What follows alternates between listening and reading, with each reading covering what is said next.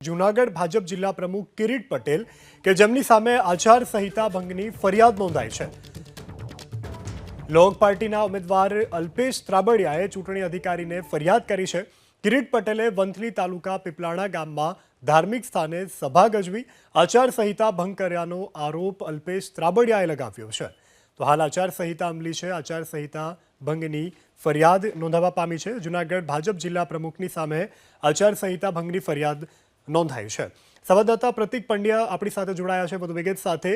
પ્રતિક, ધાર્મિક સ્થળોનો ઉપયોગ કરી અને પ્રચાર પ્રસાર કરવામાં આવ્યો, આ અંગે ફરિયાદ નોંધાઈ, શું વધુ વિગત? બિલકુલ, અલ્પેશ ત્રાબડિયા જે લોક પાર્ટીના ઉમેદવાર છે, જૂનાગઢ લોકસભા બેઠક પરથી તેઓ લોક પાર્ટીના ઉમેદવાર છે, તેમના દ્વારા આ અરજી કરાઈ છે, જેમાં આચાર સંહિતા ભંગ કરી હોવાની જૂનાગઢ જિલ્લા પ્રમુખ કિરીટ પટેલ, જૂનાગઢ જિલ્લા ભાજપના જે પ્રમુખ છે કિરીટ પટેલ, તેમના વિરુદ્ધ આ અરજી દ્વારા તેમના ફરિયાદ આચાર સંહિતા ભંગની કરી છે।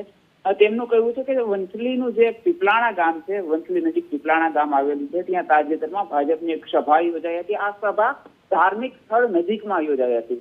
અલ્પેશ ત્રાબડિયાના મત મુજબ જે ધાર્મિક સ્થળ હોય તેમના પગથિયા પર પ્રચાર પ્રસાર કરવામાં આવી રહ્યો હતો। જ્યાં આપણી સાથે અલ્પેશ ત્રાબડિયા પણ જોડાઈ ગયા છે કે જેવો ઉમેદવાર છે લોક પાર્ટી જૂનાગઢ। અલ્પેશભાઈ, તમે આચાર સંહિતા ભંગની ફરિયાદ દાખલ કરી છે, શું કહેવા માંગો છો?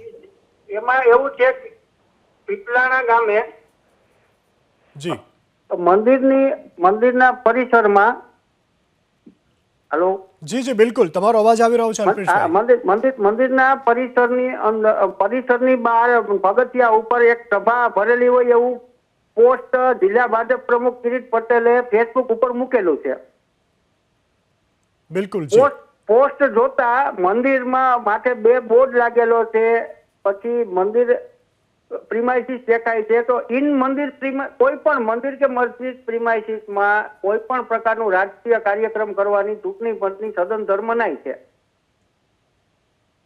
જી બિલકુલ, જી જી હા હા બોલો અલ્પેશભાઈ। એટલે ચૂંટણી પંચની સદંતર મનાઈ હોવા છતાં ત્યાં સભા થઈ હોય એવું માલુમ પડે, એટલે આચાર સંહિતા ભંગની આગળની કાર્યવાહી કરવા મેં રજૂઆત કરેલ છે।